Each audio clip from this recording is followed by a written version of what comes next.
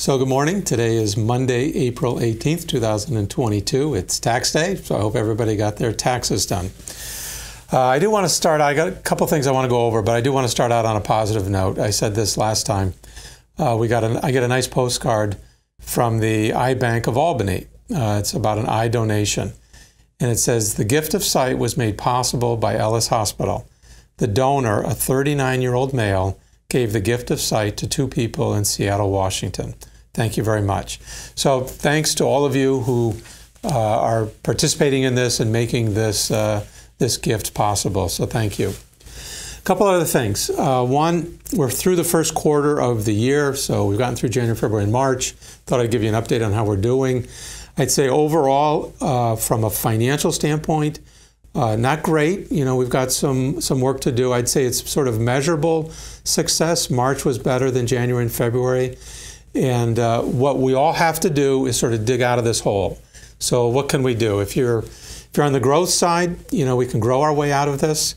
We can cut our expenses, you know, where we can out of it. Or we can get it on the price side, you know, the rates we have with commercial insurance companies.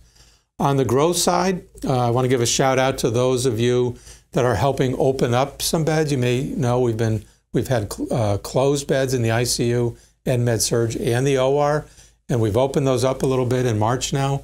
So all of you that are helping get that volume in, that volume is good.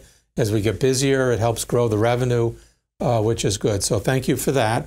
That's kind of measured success.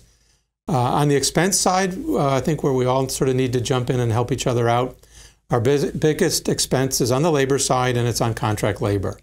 So we do have some strategies we're going to do. I can talk about them at probably a future video. But we've really got to reduce the amount of contract labor we have. I think we've got roughly about 130 FTEs on contract labor. So we've got to reduce that through the rest of the year. And then on the price side, which is a difficult one because many of our patients are on the government side, either Medicare or Medicaid. But those that are on the commercial side, we're going to negotiate rates, and we need to get higher rates. And that'll happen, I think, 2 later this year, 1 next year. That's CDPHP, Highmark, and then Empire Blue Cross. So more to come on that. So those are the 3 things. It's either growth, get the revenue in, expense reductions, or we'll get it on the price side. We just all have to work together on this. Some changes on the people side, on the medical staff side. Last month, there was a full medical staff meeting. They did the changing of the positions of the leadership and the medical staff. So we're here to welcome and congratulate Nick Montalto. Nick is now Chief of Staff, and Tony Santilli is Chief of Staff-elect. As you may know, Nick is part of Medical Associates. He's an OBGYN physician, and Tony is a critical care physician, works with Schenectady Pulmonary Critical Care Group. So thanks to them for them stepping into those positions. Those are big jobs, and we all need to support them. And we need to thank Dr. Pedrobeski, Areta Pedrobeski. Areta has been in the position for 2 years. She's a radiologist, has done a great job, so our thanks to her. Nick and Tony are on the board of Ellis, and they'll be working with all of us as we go through the management agreement with St. Peter's. So I want to welcome them to the leadership roles that they have. And finally, on COVID, as you know, it's kind of stubborn. It's still out there. Our numbers have been on the inpatient side around single digits.